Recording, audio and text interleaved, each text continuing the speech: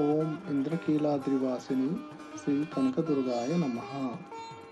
విజయవాడలోని ఇంద్రకీలాద్రిపై వెలిసిన కనకదుర్గమ్మ ఆలయం అత్యంత ప్రసిద్ధ శక్తిపీఠం, స్వయంభు క్షేత్రం. కృష్ణానది ఒడ్డున ఉన్న ఈ ఆలయం ఇంద్రుడు దుర్గాదేవిని పూజించిన స్థలంగా, మహిషాసుర మర్దినిగా అమ్మవారు కొలువైన ప్రదేశంగా ప్రసిద్ధి చెందింది.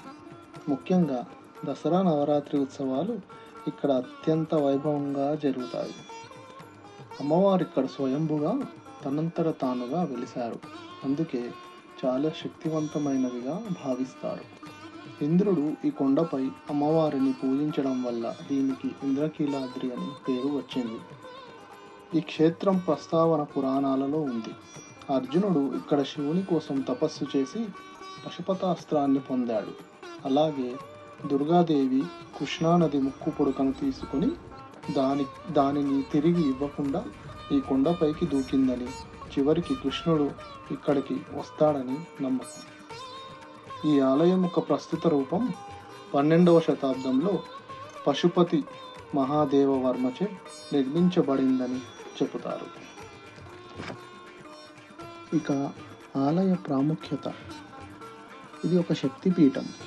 ఇది అత్యంత శక్తివంతమైన శక్తిపీఠాలలో ఒకటిగా పరిగణించబడుతుంది.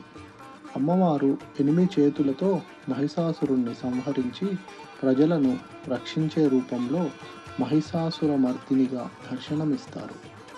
దసరా పండగ సమయంలో అమ్మవారు 9 రోజులు 9 రకాల అవతారాలలో దర్శనమిస్తారు. కృష్ణానది ఇక్కడ ప్రవహిస్తుండడం, నది స్నానం, అమ్మవారి దర్శనం ఎంతో పవిత్రంగా భావిస్తారు. విజయవాడ కనకదుర్గమ్మ ప్రసాదానికి, ముఖ్యంగా పులిహోర, లడ్డూలకు భక్తులు ఎంతో ప్రాధాన్యత ఇస్తారు. విజయవాడ కనకదుర్గమ్మను దర్శించుకుంటే సకల శుభాలు కలుగుతాయని, భయం తొలగిపోతుందని భక్తుల నమ్మకం.